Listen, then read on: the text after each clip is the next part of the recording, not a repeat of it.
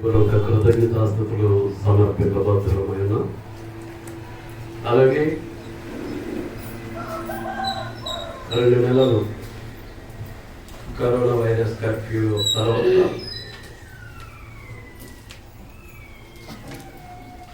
హాజరైన క్రీస్తునందు ఉన్నటువంటి పరిశుద్ధులందరికీ పేరు పేరున హృదయపూర్వక వందనాలు చెల్లిస్తూ ఉన్నాను. గతంలో ఒక పాఠాన్ని ఆలోచన చేస్తూ ముగింపుకు వచ్చిన తర్వాత మనం కర్ఫ్యూలో పడి ముగింపును వదిలేసాం.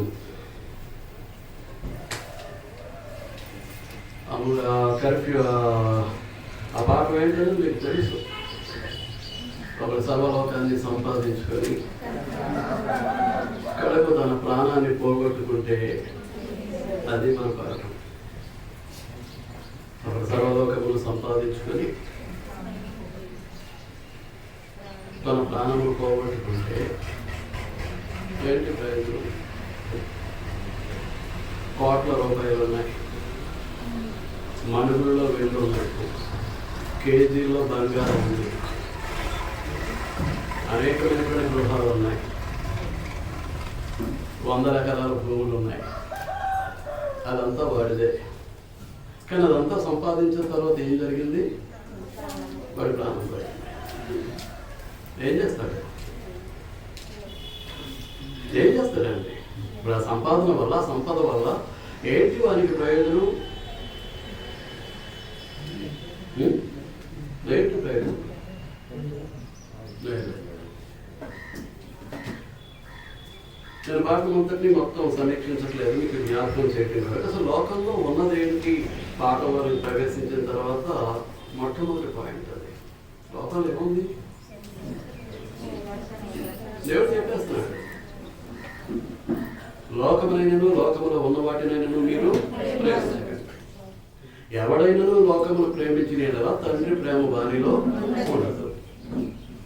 ఏలైనగా లోకములో ఉన్నదంతయు శరీరాశయు, నేత్రాశయు, ఇవి తండ్రి వల్ల పుట్టినవి కావు, ఈ లోక సంబంధం. యోహాను రాసినటువంటి మొదటి పత్రిక 2వ అధ్యాయం 15-16 వచనాలు. మీరు అర్థం చూస్తారు. లోకంలో ఉన్నదంతా ఏంటి? నేత్రాశ, శరీరాశ. కానీ ఇంగ్లీష్కి వెళ్తే ఏమన్నాడు అనుకున్నాం? The lust of the eye, the lust of the body, the pride of the life. Lust అంటే ఏంటి? దురాశ, ఆశ, దురాశ. కనుక లోకంలో ఉన్నదంతా దురాశే. ఆ దురాశ ఏం చేస్తుంది అంటే మనం ఎక్కడ నడిపిస్తుందండి? భ్రష్టత్వాన్ని. పేతురు రాసిన 2వ పత్రిక 1వ అధ్యాయం 4వ వచనం. మా ప్రాంతంలో ఏమంటాడు? భ్రష్టత్వం, దురాశ ఏం చేస్తుంది మనిషిని? భ్రష్టత్వం. లోకంలో భ్రష్టత్వం ఉంది. ఆ భ్రష్టత్వానికి మనం నడిపించేస్తాం. ఇంకా భ్రష్టుడు అంటే ఏం లేదు, దేనికి పనికిరాడు, దేవునికి అస్సలు ఉపయోగపడ్డాడు. ఒక పురుషుడైనా స్త్రీ అయినా దేవునికి ఉపయోగపడే పరిస్థితులు ఉండవు. అదే భ్రష్టత్వం. ఇంకా అంతకంటే పనికిమాలినటువంటి బ్రతుకు మరొకటి ఉండదండి. అంతకంటే వ్యర్థమైనటువంటి జీవితం మరొకటి ఉండదు. మీకు అర్థమవుతుందా? కొన్ని లోకంలో లోకాన్ని ఆశ్రయించడం ద్వారా, లోకాన్ని అనుభవించడం ద్వారా ఏంటి లాభం అని అంటే, ఎవడైనా కానీ లోకాన్ని స్నేహిస్తే వాడు దేవునికి విరోధి.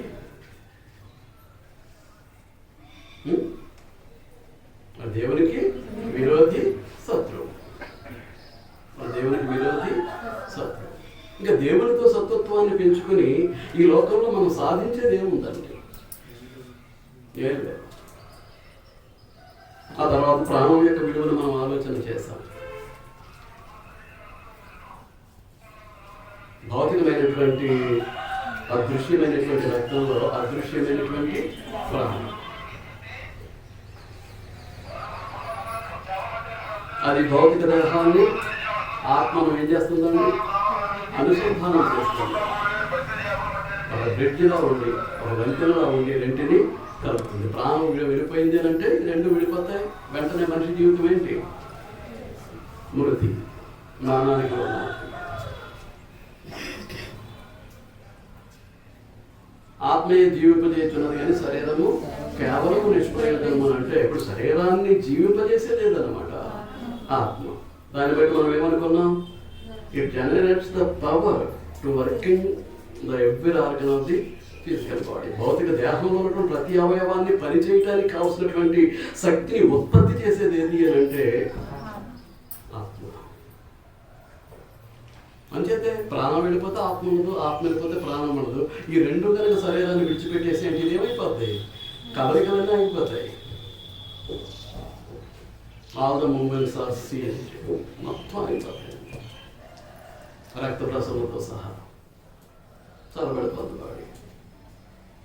రక్తం పరిగెడుతూ ఉన్నప్పుడే బాడీ ఎలా ఉంటుంది? వెచ్చగా ఉంటుంది. రక్తం కనుక సరఫరా ఆగిపోయిందంటే చల్లబడిపోతుంది. ఇంకా అక్కడి నుంచి వెల్లుల్లిపాయలు, పసుపు ఏదో నిలబెడదామని రకరకాల ప్రయత్నాలు చేస్తూ ఉంటారు. దానికి దేవుని కృప తోడైతే నిలదొక్కుతాడు, లేకపోతే వెళ్ళిపోతాడు. కనుక అది శరీరము, ఆత్మ.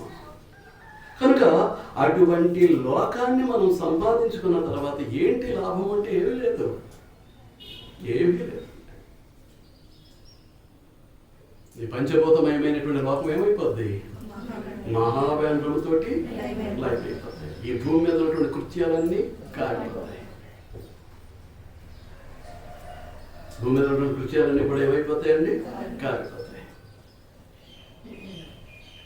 ఆ దినం యొక్క రాకడ కొరకు అపేక్షించు అంటే కోరుకుంటూ ఏం చేయమంటాడు? నీతితోనూ భక్తితోనూ ఈ భూమి మీద బ్రతకమంటాడు. పేతురు రాసినటువంటి 2వ పత్రిక 3వ అధ్యాయంలో. మీరు అర్థమవుతుందా?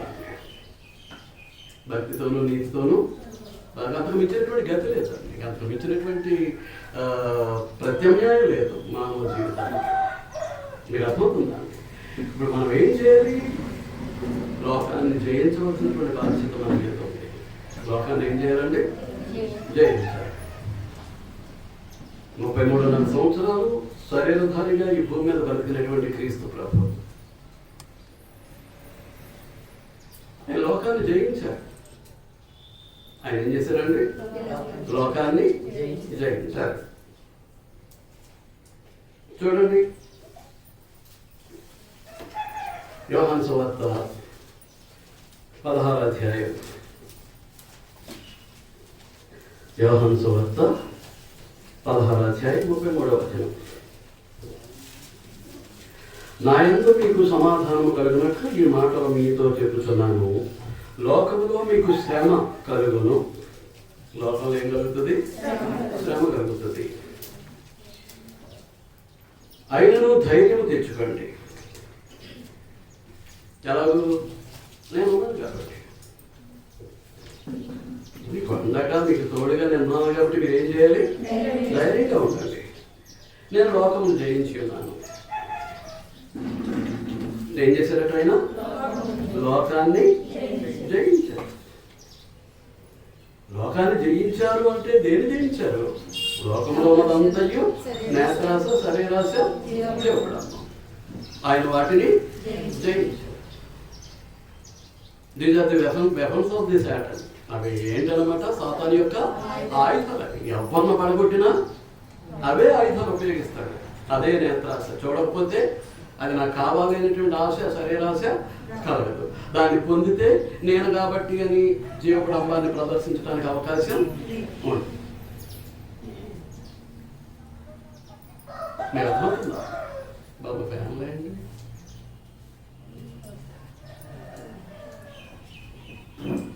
జనాలు జనంలో వచ్చేస్తున్నారు. స్టేజ్ మీద ఈ మాత్రం ఏ కన్నడ వేస్తున్నది, కింద ఏ మాత్రమే వేయాలి. మీరేమనుకుంటున్నారు? మీ ఫ్యామిలీ మీకు అర్థమవుతుందా? ఆదాము మీద ప్రయోగించాడు. ఎలా ఉందట పండు? కంటికి అందముగాను, రెండవది ఆహారమునకు మంచిదిగాను, తెలివినిచ్చేటటువంటి ఫలం. వివేకాన్ని ఇచ్చేటటువంటి ఫలంగా అది కనిపిస్తుంది. అల్టిమేట్ ఏంటంటే దేవదూతలా ఉంటాం అనేటటువంటి కనుక అక్కడ ప్రయోగించాడు. కానీ ఆదాం ఏమయ్యాడు? పడిపోయాడు. ఆదాం ఏమయ్యాడండి? పడిపోయాడు. కానీ యేసుక్రీస్తు కడపటి ఆదాం అయినటువంటి యేసుక్రీస్తు దగ్గరికి వచ్చేసరికి మత్తయి సువార్త 4వ అధ్యాయం కానీ లూకా సువార్త 4వ అధ్యాయం కానీ అవే ఆయుధాలు. ఆకలితో ఉన్నాడు, 40 రోజులు ఉపవాసం చేసి ఏమంటున్నాడు? నువ్వు నిజముగా దేవుని కుమారుడు అయితే ఈ రాళ్ళను రొట్టెలుగా చేసుకో. ఈ రాళ్ళు ఏం చేయమంటున్నాడు? రొట్టెలుగా చేసుకో.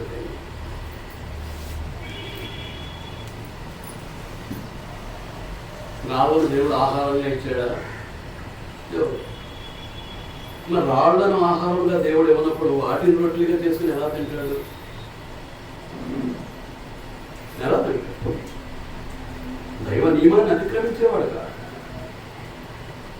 ఎవరు? ఆయన అందరికీ కుమారుడు, ఆయనకు ప్రియ కుమారుడు అయినటువంటి యేసుక్రీస్తు ప్రభు దైవ నియమాన్ని అతిక్రమించేవాడు కాదు. తర్వాత ఏం చేశాడు? ఈ లోక రాజ్యాలన్నీ 1 నిమిషంలో చూపించేసి వాటి మహిమంతా ఇవి నాకు అప్పగించబడున్నాయి, నువ్వు ఒక్కసారి నాకు నమస్కారం చేస్తే ఇదంతా నేను నీకు ఇచ్చేస్తాను. లోబడ్డా అంటే ఎట్లేం దేవాలయ శిఖరం మీద నిలబెట్టి కనిపి దూరికై దేవదూతలు వచ్చి ఏం చేస్తారు? నీ పాదం రాతికి తగలకుండా పట్టుకుంటానని గ్రంథంలో రాయబడి ఉంది కదా. కాబట్టి దూరికై. అందుచేత ఆయన ఏం చేశారు? లోకము అంతకి దేనితోటైతే నేను ఉందో ఆ నేత్రాసను, శరీరాసను, జీవకుడంబాన్ని ఏం చేశాడు? ఆయన జయించాడు. వాటిని జయిస్తే లోకాన్ని జయించినట్టే. వాటిని జయిస్తే లోకాన్ని జయించినట్టే. మీకు అర్థమవుతుందా? కనుక ఈ రోజున మనం కూడా చేయాల్సింది ఏంటంటే అదే పని. ఏం చేయాలి? లోకాన్ని జయించాలి.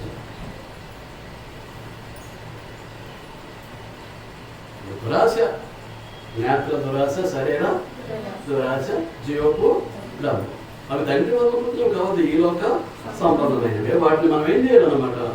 జయిస్తే లోకాన్ని జయించినట్టే.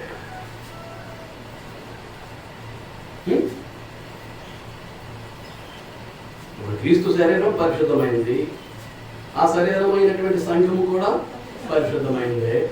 ఆ సంఘంలో ఉన్నటువంటి ప్రతి దేవుని కుమారుడు, దేవుని కుమార్తె పరిశుద్ధులే. గతంలో ఏమంటే కానీ వారు సిగరెట్లు, చుట్టూ, బీడీలు కాల్చుండొచ్చు, గుట్కాలు, ఖైలీలు, పాన్పరాలు, పొద్దులు పెట్టిన కషాయాన్ని మింగుండొచ్చు, మత్తులో తేలిపోయి ఉండొచ్చు, కళ్ళు, సారా, బ్రాంతి, విస్కీ, రమ్ము, చిన్ను లీటర్లు పుచ్చుకుని ఉండొచ్చు, వ్యభిచరించి ఉండొచ్చు, దొంగతనాలు చేసి ఉండొచ్చు, మోసాలు చేసి ఉండొచ్చు, అబద్ధాలు ఆడి ఉండొచ్చు. కనుక క్రీస్తు పరిశుద్ధ శరీరంలో చేర్చబడిన తర్వాత, క్రీస్తు యొక్క పరిశుద్ధ శరీరంలో ప్రత్యేకమైనటువంటి పరిశుద్ధమైనటువంటి అవయంగా మలచబడిన తర్వాత, ఎవడో సిగరెట్ కాలుస్తున్నాడు, వాడు సిగరెట్ చూసేసరికి నాకు 4 శివశివలు ఆడేస్తున్నట్టు ఏమొచ్చేసింది? సరే, నేత్రాశ చూశాడు, ఆడు ఎవడో కాలుతున్నాడు, ఆడు చూసిన తర్వాత ఇంటి మొదలు పెట్టిన తర్వాత జయిస్తాడా? లోకాన్ని జయిస్తాడా?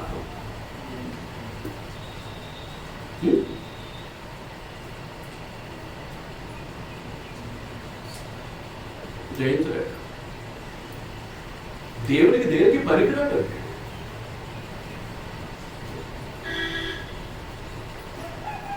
దేవునికి దేనికి ఉపయోగపడదు. మీకు అర్థమవుతుందా? వాడెవడో బొగ్గలు పెట్టుకున్నాడని కొట్టాలి, కైడియో, పాన్ పరాగో, నాకు ఒక నాలుగు జీవితం లాగేస్తుంది అంటే క్రైస్తవుడిగా మనసపడిన తర్వాత, కొత్తగా జన్మించిన తర్వాత, మొత్తం సృష్టిగా మనసపడిన తర్వాత ఏంటి వాడి బ్రతుకు యొక్క విలువ ఏంటి?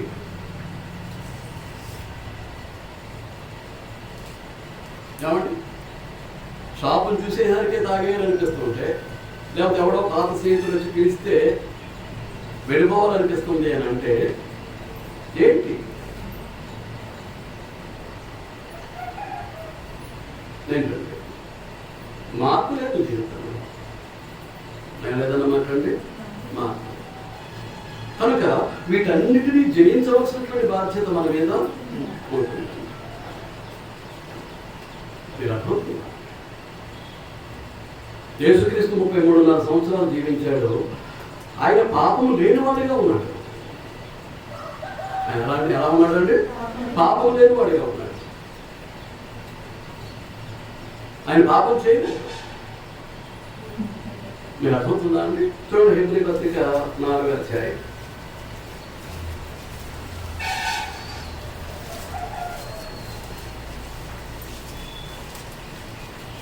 హెబ్రీ పత్రిక 4వ అధ్యాయం 15వ వచనం. మన ప్రధాన యాజకుడు మన బలహీనతల యందు మనతో సహానుభవం లేనివాడు కాదు. ఆయన శిలువలో మరణించేసరికి ఆయన వయసు ఎంత?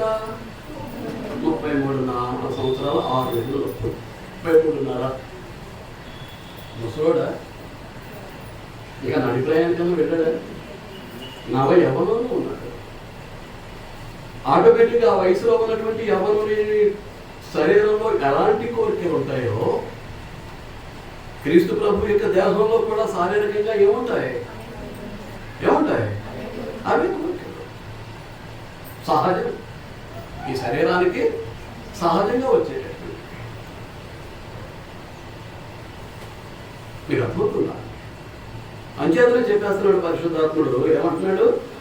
మన ప్రధాన యాజకుడు మన బలహీనతల యందు మనతో సహానుభావం లేనివాడు కాదు, కానీ సమస్త విషయములలో మన వలనే శోధింపబడినను ఆయన పాపము లేనివాడుగా పెర్ఫెక్ట్ గా జారిపోయే పరిస్థితి లేదు, తొలికిసలాడే పరిస్థితి లేదు.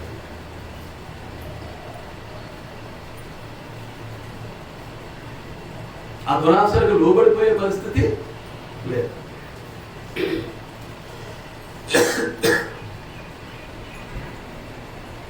ఏం చేసేవాడు? పగలంతా దేవాలయంలో కూర్చుని బోధించేవాడు. ఉండడానికి ఇల్లు లేదు. అలాంటి పరిస్థితుల్లో రాత్రి ఎక్కడ? గెచ్చమైన తోట, తెల్లవారు ప్రార్థన. మరి ఎప్పుడు నిద్రపోయేవాడు?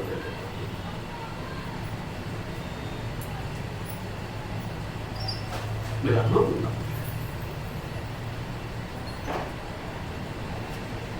తన శరీరాన్ని ఏం చేయాలి?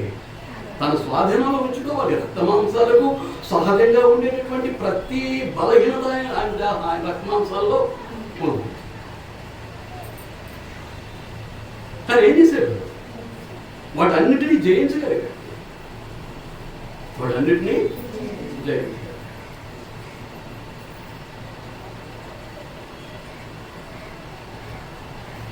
చివరిలో కూడా శరీరము ఏం చేస్తూ ఉంది? శిలువ మరణానికి కొంచెం వ్యతిరేకిస్తూ ఉంది. ఆ దేహాన్ని పూర్తిగా శరీరానికి లోపరచడానికి ఏం చేశాడు?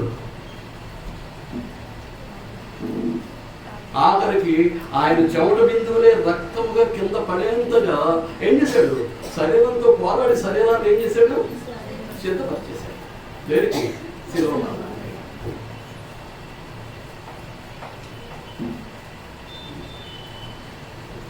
మీరు అర్థమవుతుందా?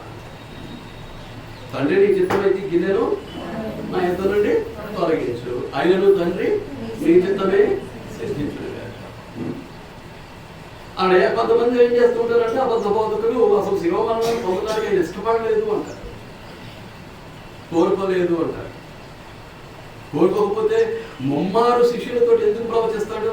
నేను ఎరుషలేము కొడతాను, అక్కడ వాళ్ళు నన్ను పట్టుకుంటారు, నన్ను సిలువేసేస్తారు, నేను చనిపోతాను, సమాధి చేయబడతాను, మళ్ళా తిరిగి 3వ దినమున తిరిగి లేస్తాను అని ఆయన నోటితో ఆయనే శిష్యుల మధ్యలో ముమ్మారు ఆయన ప్రవచించడం జరిగింది తన మరణ సమాధి పునరుద్ధానాన్ని గురించి. మన శరీరం మరణించడానికి ఆయన ఇష్టపడకపోతే ఎందుచేత ప్రవచించాడు ఆయన? ఈ లోక పాప విమోచనార్థం శిలువలో మరణించడానికి ఆయన ఎలా ఉన్నారు? సిద్ధంగా ఉన్నారు. కానీ శరీరం ఏం చేస్తుంది? కొంత ఇబ్బంది పెడుతుంది, కొంత ఇబ్బంది పడుతుంది. ఆ శరీరం మీద విజయాన్ని సాధించడానికి గెచ్చమని తోటలో ఏం చేశాడు?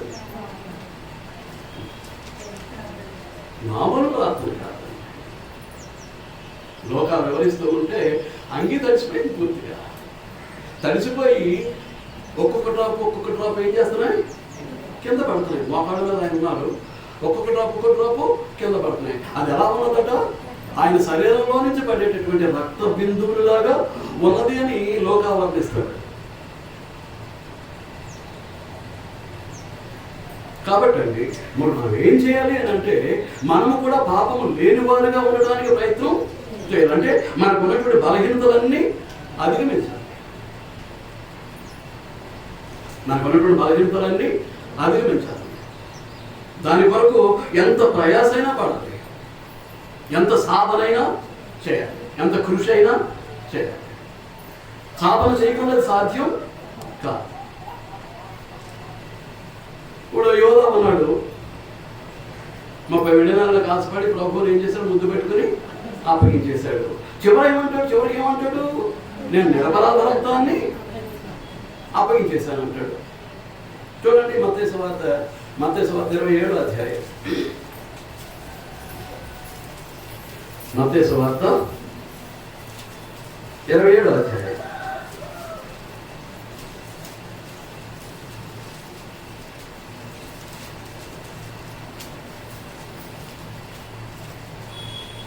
మూడవ వచనం నుంచి 5వ వచనం వరకు చదివేస్తాను.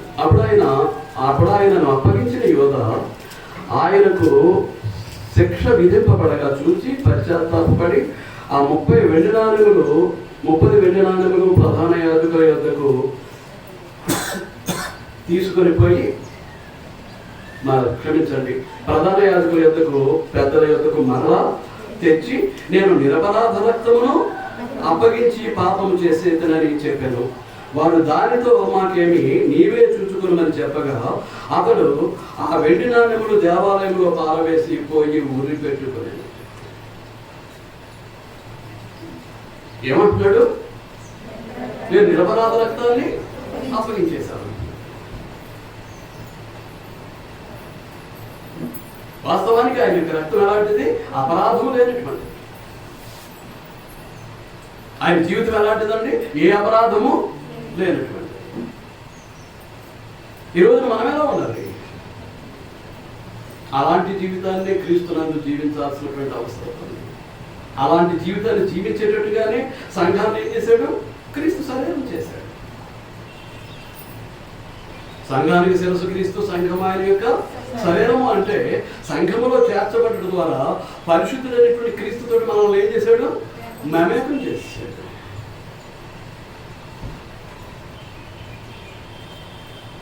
క్రీస్తు ఎంతటి వాడు, నేను అంతటి వాడు. క్రీస్తు పరిశుద్ధతతో నా పరిశుద్ధత కూడా అంతే. ఆయన నీతి ఎంతో నా నీతి కూడా అంతే. ఆయన జీవిత విధానం ఎలాంటిదో నా జీవిత విధానం కూడా అలాంటిది. ఇప్పుడు మనం ఏం చేయాలి? ఆ స్థాయికి వెళ్ళాల్సినటువంటి అవసరం ఉంది. ఆ స్థాయికి వెళ్ళాల్సినటువంటి అవసరం ఉంది. 6 తీర్పు తీర్చాడు ఆ రాత్రి. ఎవరికి? క్రీస్తు ప్రభు. 6 జడ్జిమెంట్లు ఆయన ఎదుర్కోవాల్సి వచ్చింది. 6 తీర్పులు ఆయన ఎదుర్కోవాల్సి వచ్చింది. అందులో హేరోదు ఒకడు, యోధ యొక్క రాజు. రెండవది పిలాతు, రోమన్ గవర్నర్. వీరు ఇరువురు ఇచ్చినటువంటి స్టేట్మెంట్ ఏంటి? లోకాసు వార్త 23వ అధ్యాయం. లోకాసు వార్త 23వ అధ్యాయం.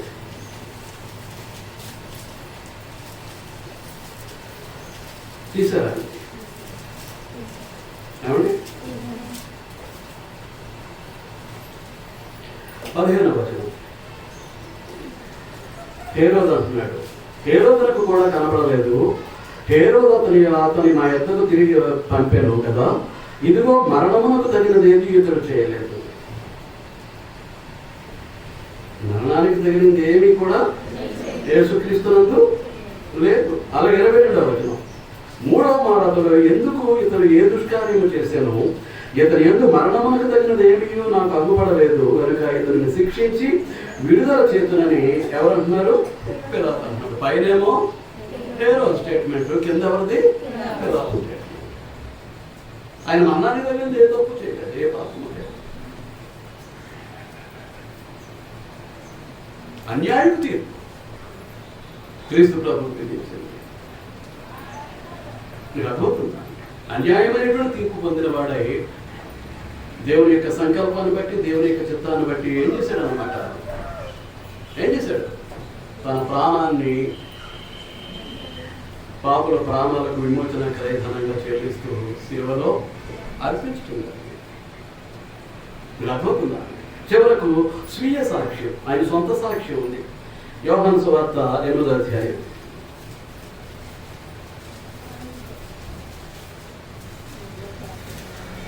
46వ వచనం. నా యందు పాపమున్నదని మీలో ఎవడు స్థాపించును? యోహాను సువార్త 8వ అధ్యాయం 46వ వచనం. నా యందు పాపమున్నదని మీలో ఎవడు స్థాపిస్తాడు? అందరూ చంపేయాలనుకునే వారే అక్కడ ఉన్నటువంటి యూదులందరూ. కొన్ని వేల మంది యూదుల మధ్యలో నిలబడి నాలో పాపం ఉన్నదని మీలో ఎవడు స్థాపిస్తాడు?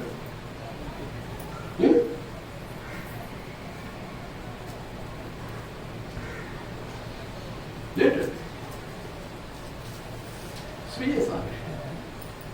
ఆయనలో ఏ తప్పు లేదు, ఏ లోపము లేదు, ఏ పాపము లేదు, ఏ దోషము లేదు, ఏ అపరాధము లేదు.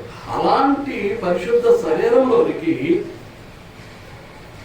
క్రొత్త జన్మ ద్వారా ప్రవేశించినటువంటి మనం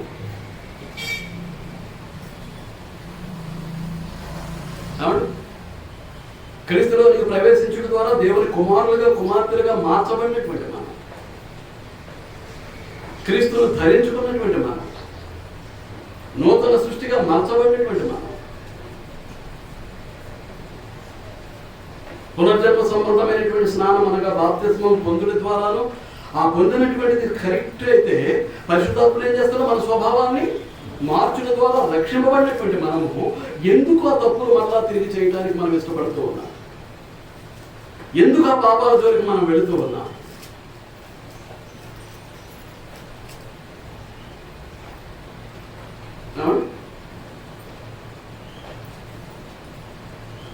బయటికి పాపాలు ఏం చేయకపోవచ్చు కొంతమంది. హృదయం నిండా అసూయ, ఈర్ష్య, ద్వేషము, మత్సరం, ఎదుటి వారిని చూస్తే ఏదో సరుక్కోవాలి, ఏదో అనాలి. అసూయ రాగద్వేషాలతో నిండిపోయి ఏం చేస్తూ ఉంటారంటే రకరకాలుగా మాట్లాడుకుంటూ ఉంటారు, సరుక్కుంటూ ఉంటారు. ఏంటో జీవితాలు. కాబట్టి మన జీవితాన్ని మనం ఏం చేయాలన్నమాట అండి? మార్చుకోవాల్సినటువంటి అవసరం ఉంది. లోకానుసారమైనటువంటి విధానం కాదు. మనం చెప్పుకున్నదంతా లోకంలో దురాశ ద్వారా ఏం ప్రవేశిస్తుంది లోకంలోనికి? పాపం. దురాశ గర్భం ధరించి పాపం కనుక పాపం పరిపక్వమై మరణం. ఏ దురలవాట్లున్నా, ఏ చెడు అలవాట్లున్నా దానికి అంతటికీ మూలం ఏంటంటే దురాశ.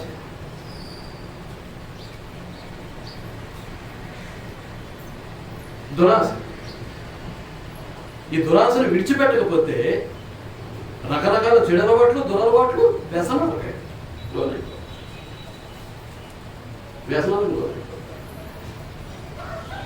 మన చేత క్రీస్తు యొక్క జీవితాన్ని మన కళ్ళ ముందు పెట్టుకోవాలి. క్రీస్తు యొక్క జీవితాన్ని ఏం చేయాలండి? మన కళ్ళ ముందు పెట్టుకోవాల్సినటువంటి అవసరం. ఆయన పాపం లేనటువంటి జీవితాన్ని జీవించినప్పుడు ఆయనలోని బాప్తిస్మం ద్వారా ప్రవేశించినటువంటి నేను, క్రీస్తులోనికి బాప్తిస్మం పొందినటువంటి నేను ఎందుకు బాప్తిస్మం జోలికి నేను వెళుతూ ఉన్నాను అని ఆలోచించుకోవాల్సినటువంటి అవసరత. అంచేతనే పేతురు పత్రికలో అంటాడు, పేతురు రాసిన మొదటి పత్రిక 2వ అధ్యాయం, పేతురు రాసినటువంటి మొదటి పత్రిక 2వ అధ్యాయం 21వ వచనం. క్రీస్తు కూడా మీ కొరకు బాధపడి మీరు తన అడుగుజాడల యందు నడుచుకున్నట్లు మీకు మాదిరి ఉంచి. ఒక క్రైస్తవుడిగా, క్రీస్తును వెంబడించేవాడిగా, క్రీస్తు లాంటి జీవిత విధానాన్ని పొందాల్సినటువంటి వారుగా మనం ఏం చేయాలట? ఏం చేయాలి? క్రీస్తు యొక్క అడుగుజాడల్లో నడుచుకోవాలి. ఆయన అడుగుజాడలో ఎందుకు నడుచుకున్నట్లు మనకేం చేశారు? ఆయన మాదిరి ఉంచి పెడతారు. అంతేకాదు యోహాను రాసినటువంటి మొదటి పత్రిక 2వ అధ్యాయమే 5-6 వచనాల్లో మనం చూస్తే 6వ వచనం కిందకు వస్తుంది. అయినప్పటికీ 5-6 వచనాలు నేను చదివేస్తున్నాను. ఆయన వాక్యం ఎవడు గైకొనునో వానిలో దేవుని ప్రేమ నిజముగా పరిపూర్ణమాయను. ఆయన యందు నిలిచి ఉన్నవాడు అని చెప్పుకునేవాడు. సంఘం ఎక్కడ ఉంది? క్రీస్తు. క్రీస్తు యొక్క శరీరమై ఉంది. ఆయన యొక్క శరీరము పరిశుద్ధమైంది కనుక క్రీస్తు సంఘము కూడా ఎలా ఉండాలి? పరిశుద్ధమైందిగానే ఉండాలి. క్రీస్తు సంఘము పరిశుద్ధమైందిగా ఉండాలంటే క్రీస్తునందు ఉన్నటువంటి ప్రతి దేవుని కుమారుడు, ప్రతి దేవుని కుమార్తె, క్రీస్తునందు ఉన్నటువంటి ప్రతి సహోదరుడు, ప్రతి సహోదరి ఎలా ఉండాలన్నమాట? పరిశుద్ధులుగానే ఉండాల్సినటువంటి అవసరం ఉంది. కనుక ఏమంటాడు? ఆయన యందు నిలిచిన్నవాడని చెప్పుకునేవాడు ఆయన ఎలాగూ నడుచుకునేనో అలాగే తాను నడుచుకున్న బద్ధుడై ఉన్నాడు. క్రీస్తు ఎలాగైతే నడుచుకున్నాడో క్రీస్తునందు ఉన్నటువంటి వారు కూడా ఆయన ఎలా నడుచుకున్నాడో అలాగే నడుచుకున్న బద్ధుడై ఉన్నాడు. బద్ధుడై ఉన్నాడు అని అంటే ఇక దానికి ప్రత్యామ్నాయం లేదు. ఆల్టర్నేషన్, దానికి ప్రత్యామ్నాయం లేదు. కానీ ఇలా నడుచుకోవాలంటే నడుచుకుంటేనే నువ్వు దేవుని కుమారుడివి, దేవుని కుమార్తె. యేసుక్రీస్తు ఎలాగైతే దేవునికి ప్రియమైనటువంటి కుమారుడో ఆ క్రీస్తునందు ఉన్నటువంటి నీవు నేను కూడా ఏమై ఉంటాను? దేవునికి ప్రియమైనటువంటి కుమార్తెలుగా ఉండడానికి అవకాశం ఉంటుంది. ఆయన నడుచుకోలేదనుకోండి, అనవసరం, వేస్ట్.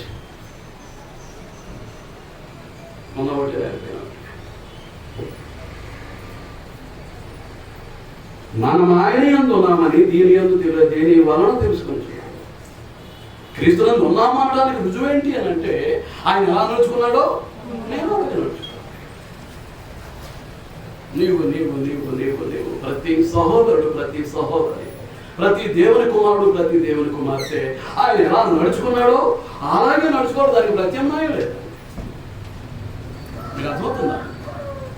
నేను అందరూ ఆలోచిస్తూ ఉన్నాను, నేను ఆలోచిస్తున్నాను. అంచేత క్రీస్తు యొక్క జీవితం మనకి ఏంటన్నమాట అండి? మాదిరి. ఆ మాదిరిలోనే మన జీవితాన్ని మనం ఏం చేయాలి? నడిపించుకోవాల్సినటువంటి అవసరం ఉంది. ఏదైనా ఒక మాట మాట్లాడుతున్నప్పుడు నా క్రీస్తు ఇలాంటి మాట ఏదైనా మాట్లాడా నా రక్షకుడు, నేను ఆయనలో ఉన్నాను కదా, ఆయనకి రానటువంటి మాట, ఆయన నోటి నుండి పలకనటువంటి మాట లాంటిది నేను ఎందుకు పలకాలి? ఆయన శరీరంలో ఆయన చేయనటువంటి క్రియ నేను ఎందుకు చేయాలి? ఆయనలో ఉండి ఆయన చేశాడా కదన్నా? ఆయన చేయదాన్ని నేను ఎందుకు చేయాలి? ఆయన ఎవరో మాట్లాడా? ఆయన మాట్లాడిన దానికి నేను ఎందుకు మాట్లాడాలి?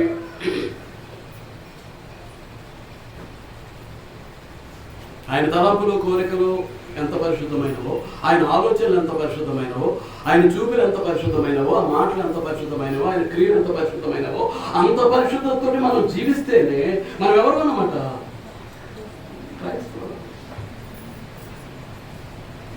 Christian means the follower of Jesus. యేసుక్రీస్తు అనుసరించడం, యేసుక్రీస్తుని వెంబడించేవాడే క్రైస్తవుడు.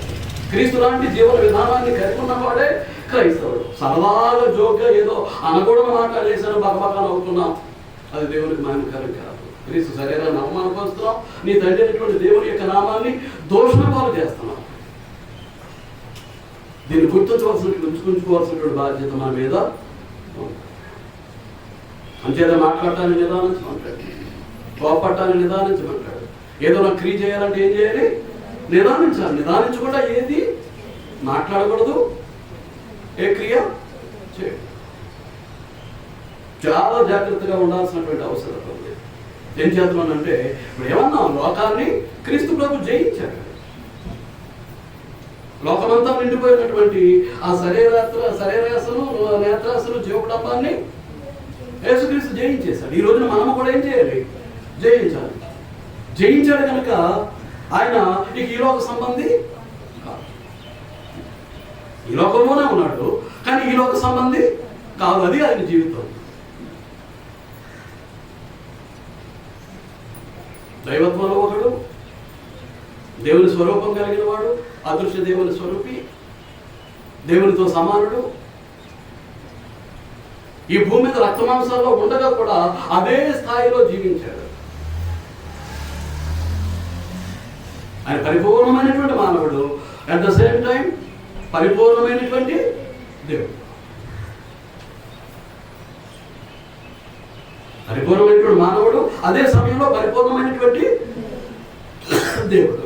మనం అదే దేవుని పోలికలో చేయబడ్డాం కనుక కేవలం శరీరాన్ని పట్టుకుని ప్రాకులాడేటటువంటి వాడు ఆత్మ సంబంధి కాదు, దైవ సంబంధి కాదు, పరలోక సంబంధి కాదు.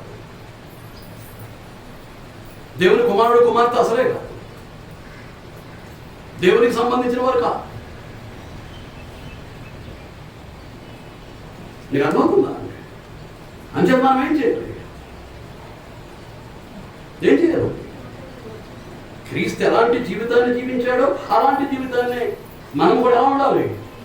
ఒక సంపూర్ణమైనటువంటి మానవుడిగా క్రీస్తునందు, అదే సమయంలో దేవుని పోలికలో చేయబడ్డాము కనుక దైవ లక్షణాలతో సంపూర్ణమైనటువంటి దేవుడిగా మనం ఉండాల్సినటువంటి అవసరం ఉంది. అంచేత యోహాను సువార్త 10వ అధ్యాయంలో ఏమంటాడు? 35వ వచనంలో, లేఖనము నిరర్థకము కానేరదు కదా, దేవుని వాక్యం ఎవరికి వచ్చానో వారే దైవములని చెప్పిన కదా. దేవుని వాక్యాన్ని నేర్చుకుని దేవుని వాక్యానుసారంగా జీవించేవాడు ఎలా ఉంటాడు అన్నమాట. అది దేవుని యొక్క మాట, దేవుని మాటను అనుసరించి జీవిస్తున్నాడు కాబట్టి ఒక దైవమునే ఉంటాడు. ప్రతిదానికి పళ్ళు కలిచుకుంటూ లేని పని జోకులు వేసుకుంటూ అది బ్రతుకు కాదు. అది ఈ జీవితాన్ని సీరియస్గా తీసుకోవాల్సినటువంటి అవసరం ఉంది.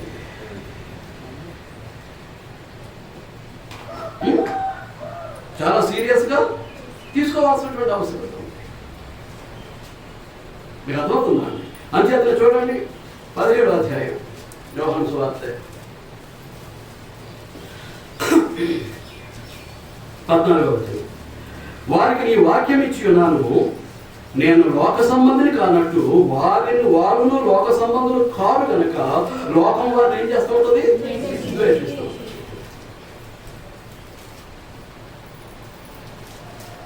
లోక సంబంధులు కారు, ఏ లోకంతో కలవరు.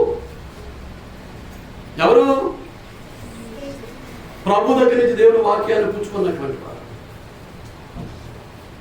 వారికి నీ వాక్యం ఇచ్చి ఉన్నాను అంటే యేసుక్రీస్తు దగ్గర నుంచి వాక్యాన్ని తీసుకున్న వారు క్రీస్తు ఎలాగైతే లోక సంబంధి కారో, ఈ భూమి మీద ఉన్నటువంటి మనము కూడా కేవలం విదేశం వెళ్ళిపోతాను, ఇష్టానుసారంగా బ్రతికేస్తాను,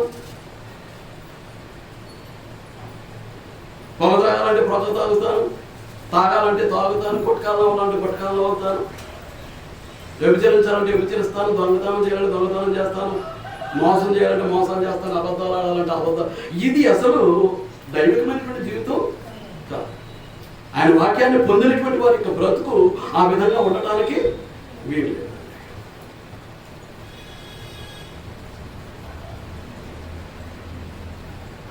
మీరు అర్థమవుతుందా? వారికి నీ వాక్యం ఇచ్చి ఉన్నాను, నేను లోక సంబంధిని కాదు. అలాగే నా యొద్ద నుంచి వాక్యాన్ని పొందినటువంటి వారు కూడా వారి లోక సంబంధులు కాదు. అదే విషయాన్ని ఏం చేస్తారు? మళ్ళీ 16వ వచనంలో కూడా చెప్తాడు, నేను లోక సంబంధిని కానట్టు వారును లోక సంబంధులు కాదు. స్థిరపరిచేస్తాడు. నేను లోక సంబంధిని కానట్టు క్రొత్త జన్మ ద్వారా నాలోనికి ప్రవేశించినటువంటి వారు కూడా ఎవరు? నా వాక్యాన్ని తీసుకున్న వారు ఎవరు? నా వాక్యాన్ని వింటున్నటువంటి వారు ఎవరు? వారు కూడా లోక సంబంధులు కాదు. మరి అలాంటి జీవితాన్ని జీవించడానికి మనం ఇష్టపడుతున్నాం ఆలోచన చేయాలి. ఇక్కడ ఉన్నప్పుడు దేవభక్తులు బయటకు వెళ్ళిన తర్వాత అన్యుల కంటే దారుణంగా బ్రతికేస్తాం అనుకునే లోక సంబంధంతో లోకస్తులతో కలిసి ఏంటి? దేవుని సన్నిధిలో ఇక్కడ ఉండగా ఎలాగైతే దేవుని కుమార్తెగా ఉండాలనుకుంటావో లోపల నువ్వు ఎక్కడంటే ఉండు, పనిచేసే చోట కానీ, స్నేహితులతో కలిసిన చోట కానీ, బంధువులతో కలిసిన చోట కానీ, ఎక్కడున్నప్పటికీ కూడా ఏంటన్నమాట ఆ దేవుని యొక్క కుమారత్వం అనేటటువంటిది మనం విడిచిపోయేది కాదు. ఈ సంగతిని ప్రతి ఒక్కరూ ఆలోచించవలసినటువంటి అవసరత ఉంది అని మీకు మనవి చేస్తూ ఉన్నానండి. మీకు అర్థమవుతుందా? ఆయన లోకానికి వెలుగు. ఎవరు? వెలుగు అంటే పరిశుద్ధతకు రుజువు, దృష్టాంతంగా ఉంది. చూడండి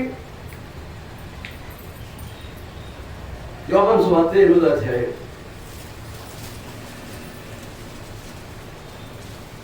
12వ వచనం.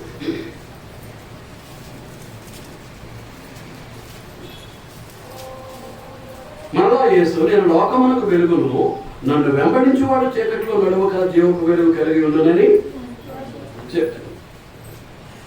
నేను లోకానికి ఏంటి? వెలుగును. నన్ను వెంబడించువాడు ఎవరు? క్రైస్తవుడు క్రీస్తుని వెంబడించేవాడు అని చెప్తున్నాడు. క్రీస్తుని వెంబడించడం అంటే క్రీస్తు యొక్క అడుగుజాడలో అడుగు వేసుకుంటూ వెళ్తాను. క్రీస్తు ఇప్పుడు ఏం లేడు. ఏముంది? వాక్యం ఉంది. వాక్యం ఎవరు? యేసుక్రీస్తు. ఆ వాక్యమే శరీరధారి అయి కృపా సత్య సంపూర్ణంగా మన మధ్య నివసించు. కనుక వాక్యాన్ని వెంబడించేవాడు ఏం చేస్తున్నాడు? క్రీస్తును వెంబడిస్తున్నాడు.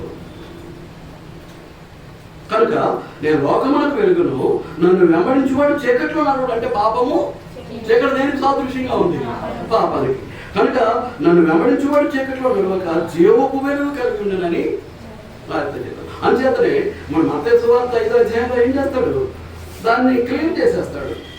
14వ వచనం 5వ అధ్యాయం 14. మీరు లోకమునకు వెలుగై ఉన్నారు, కొండ మీద నుండి పట్టణము మరుగై ఉండనేరదు. మనుషులు దీపం వెలిగించి కొంచెం కింద పెట్టరు కానీ అది ఎంట నుండి వారందరికీ వెలిగించుటకై దీపస్తంభం మీదనే పెట్టదు. మనుషులు మీ సత్క్రియలను చూసి పరలోకమందున్న మీ తండ్రిని మహిమపరచునట్లు వారి ఎదుట మీ వెలుగును ప్రకాశింపని. వారి ఎదుట ఏం చేయమంటాడు? మీ యొక్క వెలుగును ప్రకాశింపదు. ఏ వెలుగు అది? సత్క్రియలు అనేటటువంటి సత్క్రియలు అనేటటువంటి పేరు. నా చిన్నప్పుడు పెళ్ళిళ్ళు జరిగాయి 3 రోజులు. రోజు ఎవరేడు అనేవారు, ఒక రోజేమో ప్రధానం అనేవారు, ఒక రోజు పెళ్ళి. 3 రోజులు జరిగారు. 3 రోజులు మనకి సాగాల్సింది. ఈ మధ్యలో ఊరేగింపు ఉండదు నైట్. ఆ రోజులు ఏం చేసేవారంటే పెట్రోల్ లైట్ కృష్ణాయనతో జరిగేది. అది 10 లైట్లు బుక్ చేసుకుని ఆ బాజాతోటి, ఆ డ్యాన్స్ వేసే వాళ్ళతోటి, ఆ పెళ్ళిపొట్టి ఊరేగించుకుంటూ ఆ లైట్లు ఏం చేసేవారు? కొంతమంది 10 లైట్లు ఉంటే 10 మంది ఎత్తి మీద పెట్టేవాళ్ళు లైట్లు. వీధులు అమ్మట ఊరేగి తిరిగేవాడు పెళ్ళిపొట్టి. ఆ లైట్ నెత్తి మీద దీపం పెట్టుకుని తిరిగేటటువంటి లైట్ మరేమలేదు.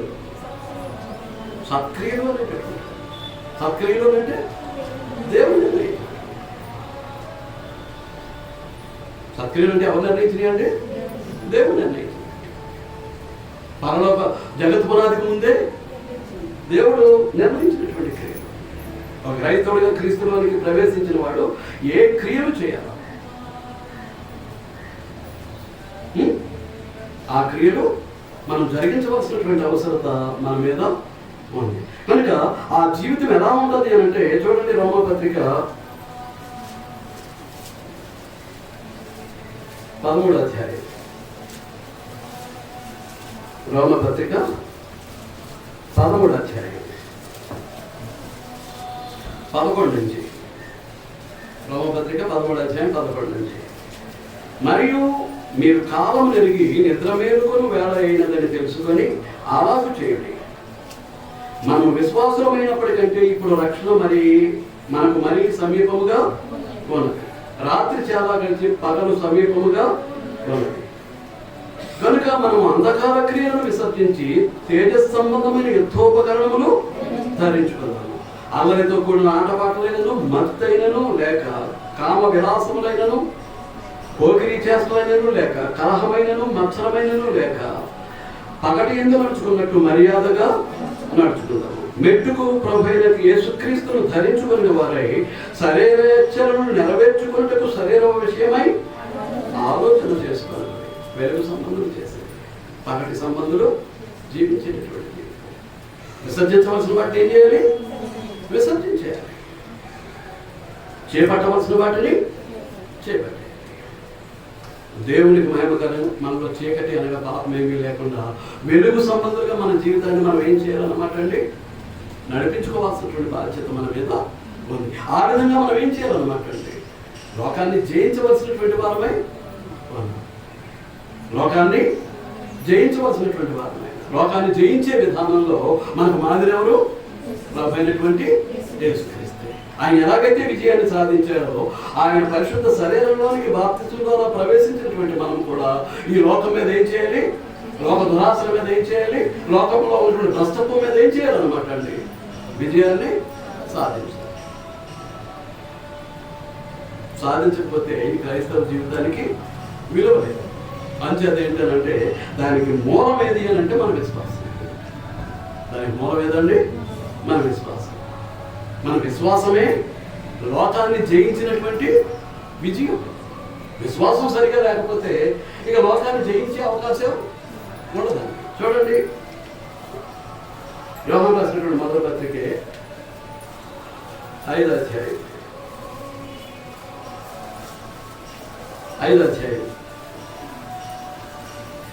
4-5 వచనాలు. దేవుని మూలముగా పుట్టిన వారందరూ లోకమును జయించరు. దేవుని మూలముగా పుట్టిన వారందరూ లోకాన్ని జయిస్తారు. ఆయన ఎలా కన్నాడు? సత్యవాక్యం వల్ల కన్నాడు. శాశ్వత జీవము కలిగినటువంటి వాక్యమైనటువంటి బీజము ద్వారా మనల్ని కన్నాడు. అర్థమవుతుందా అండి? శాశ్వత జీవం కలిగినటువంటి అక్షయమైనటువంటి వాక్య బీజం ద్వారా మనల్ని కన్నాడు. కనుక దేవుని మూలముగా పుట్టిన వారందరూ కూడా ఏం చేస్తారు? లోకాన్ని జయిస్తారు. కిందకి ఏమంటాడు? లోకమును జయించినటువంటి విజయము మన విశ్వాసమే. లోకమును జయించినటువంటి విజయం ఏంటి? విశ్వాసమే. ఏదో నామకార్థంగా నమ్ముకున్నామంటే నమ్ముకున్నాం అన్నట్టుగా, బాప్తిసం పొందామంటే పొందామన్నట్టుగా బ్రతుకులో మార్పు లేదు. ఆ లోకమే, ఆ లోక దురాశలే, ఆ లోక కోరికలే, ఆ లోక ఆశలే, ఆ లోక స్నేహాలే. ఏం మార్పేది? మార్పేదండి. విశ్వాసం కరెక్ట్గా ఉంటే ఏం చేస్తుంది? నిన్ను మారు మనసుకు నడిపిస్తుంది. పాప క్షమాపణ నియమంలో ముందు వినాలి, తర్వాత ఏంటి? విశ్వసించాలి. మూడోది ఏంటి? మారు మనసు. వినుట వలన విశ్వాసం కలుగుతుంది. విశ్వాసం ఏం చేస్తుంది? నిన్ను మారు మనసుకు నడిపిస్తుంది. ఏది మారు? విశ్వాసం సరిగా లేదు. విశ్వాసం సరిగా లేనప్పుడు నీలో మార్పు ఎక్కడి నుంచి వస్తుంది? నామకార్థంగా వస్తావు, కూర్చోటం, వెళ్ళిపోతావు. నీకు వాక్యానికి సంబంధం లేదు, నీకు క్రీస్తుకు సంబంధం లేదు, నీకు నీ తండ్రికి సంబంధం లేదు, దేవుడికి సంబంధం లేదు. ఈ సంబంధం లేనటువంటి బ్రతుకు ఎంతకాలం బ్రతుకుతారు? దేవునితో సంబంధం లేనటువంటి బ్రతుకు ఎంతకాలం బ్రతుకుతామండి? దానికి మూలం ఏదన్నమాట? విశ్వాసం. దానికి మూలం ఏది? విశ్వాసం. అంచేత ఏమంటాడు? దేవుని మూలముగా పుట్టిన వారందరూ లోకమును జయించుదురు.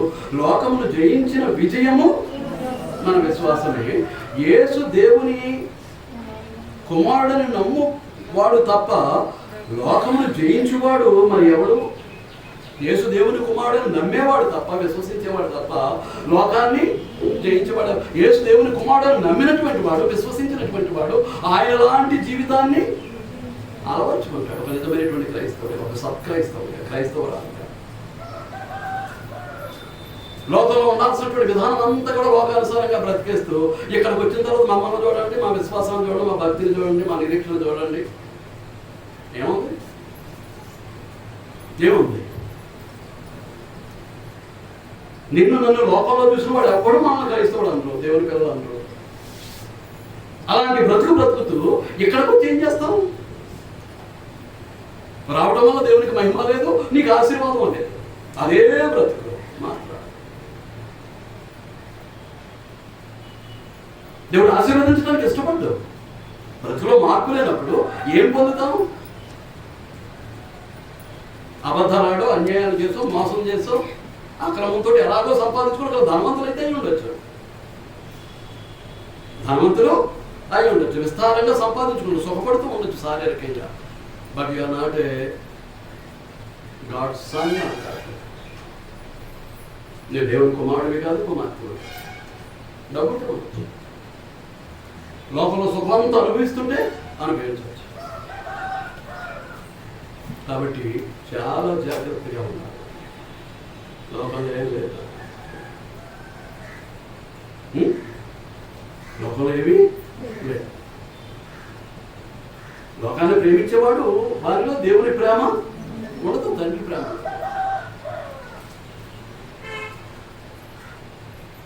ఆ దురాశలన్నీ లోక సంబంధం, తండ్రి పుట్టినవి. అవి నెరవేర్చుకుంటూ లోకాన్ని వెంబడించాడు అనుకోండి, ఏమవుతాడు? దేవునితోటి విరోధి, దేవునికి సత్యం. ఏం సాధిస్తాడు? ఏం సాధిస్తాడు? సాధించేదే.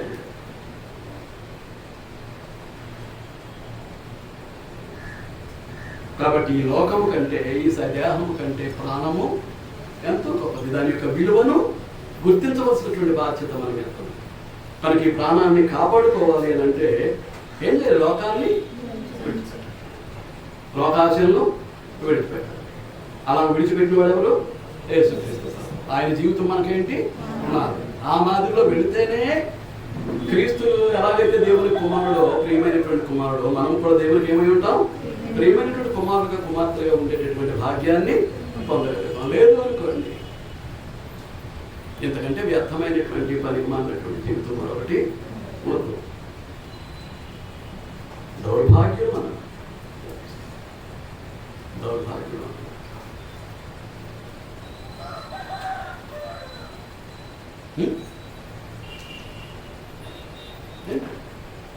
అంచేత నేను చివరికి ఒక వచ్చిన నేను చూపించి ముగించేస్తాను పాఠాన్ని. కొరింథీయులకు రాసినటువంటి మొదటి పత్రిక 15వ అధ్యాయం 19వ వచనం. అంతేకాదు క్రీస్తునందు, క్షమించండి 19వ వచనం, ఈ జీవితకాలం మట్టుకే మనం క్రీస్తునందు నిరీక్షించు వారమైన ఎడల మనుషులందరికంటే దౌర్భాగ్యం. ఈ జీవితకాలం మట్టుకే క్రీస్తునందు నిరీక్షణ, ఈ జీవితకాలం మట్టుకే చదువు, ఈ జీవితకాలం మట్టుకే ఉద్యోగం, ఈ జీవితం మట్టుకే ధన సంపాదన, ఈ జీవితకాలం మట్టుకే సుఖ సౌఖ్యాలు, భోగభాగ్యాలు. అంతా ఈ జీవితకాలం మట్టుకే క్రీస్తునందు నిరీక్షణ కలిగి ఉన్నామనుకోండి, అది లోకంలో ఉన్నటువంటి అసలు దేవుడు ఎరగనటువంటి, దేవుడు లేడని చెప్పేటటువంటి వారందరికంటే మనం ఏమవుతాం? ఆత్మ సంబంధమైనటువంటి, పరలోక సంబంధమైనటువంటి, దైవికమైనటువంటి నిరీక్షణ మనం కలిగి ఉండాలి తప్ప లోక సంబంధమైనటువంటి ఈ జీవితకాలం మట్టుకే మనం క్రీస్తునందు నిరీక్షించి బాగా చదువుకోవాలి, మంచి ఉద్యోగాన్ని పొందేయాలి, 2 చేతులతో సంపాదించేయాలి, విలాసవంతమైనటువంటి భోగభాగ్యాలతో కూడినటువంటి జీవితాన్ని జీవించేయాలి, అది కొనేసుకోవాలి, ఇది కొనేసుకోవాలి, అది కట్టేసుకోవాలి, ఇది కట్టేసుకోవాలి, అది చేసేది, నాకు అది చేసేయి. నిరంతరం ప్రార్థన అదే. నిరంతరంటే దౌర్భాగ్యం. భూమి మీద ఉన్నటువంటి మనుషులందరికంటే, అసలు దేవుడు లేడు అనేటటువంటి నాస్తికుడి కంటే అలాంటి జీవితాన్ని నేను జీవిస్తుంటే నేను ఎవరన్నమాట? వాడికంటే దౌర్భాగ్యం, నాకంటే దౌర్భాగ్యం ఎవరు?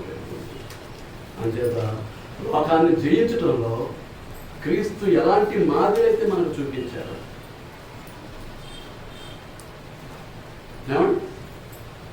ఆయన లోక సంబంధిగా ఉండకుండా ఎలాగైతే జీవించారు, నేను వారికి ఏం చేశాను?